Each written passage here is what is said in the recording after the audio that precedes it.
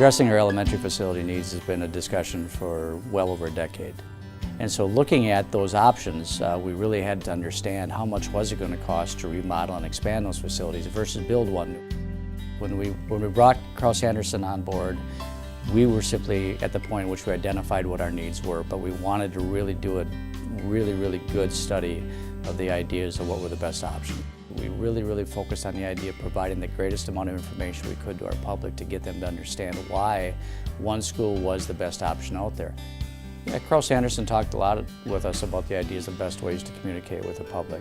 Kraus-Anderson would review with us and be able to provide information with their experience to be able to help us develop the story the best we could. I was the chair of the Vote Yes Committee for the Ellsworth Community School.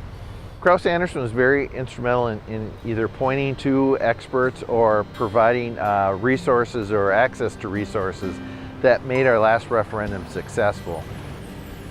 Kraus-Anderson was heavily involved in our community meetings. In fact, led one community meeting really to provide the economics of the three building choices that we were looking at the time. They did a great job of coming out in front of our public and demonstrating the different costs associated with those different options.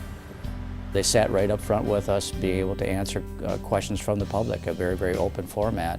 And they provided great information to our public about the different options and just the ideas of life cycles of buildings to get them to understand the ideas of costs of remodeling versus building new.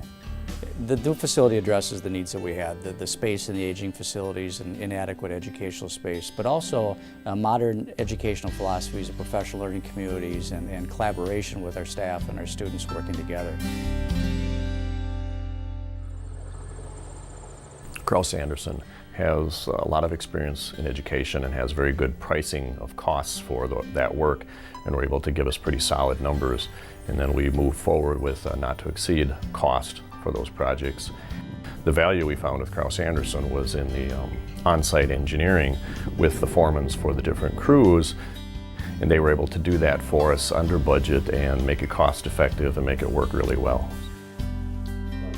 With the high school project, Kraus-Anderson, John Hunick, and Gary Zifko came in early on and helped us with the referendum piece, the messaging, the costing, the estimates. Both of them brought great credibility to community meetings where they had drawings and they had costs, and they were able to tie it back to work that they're either currently were doing or had just completed.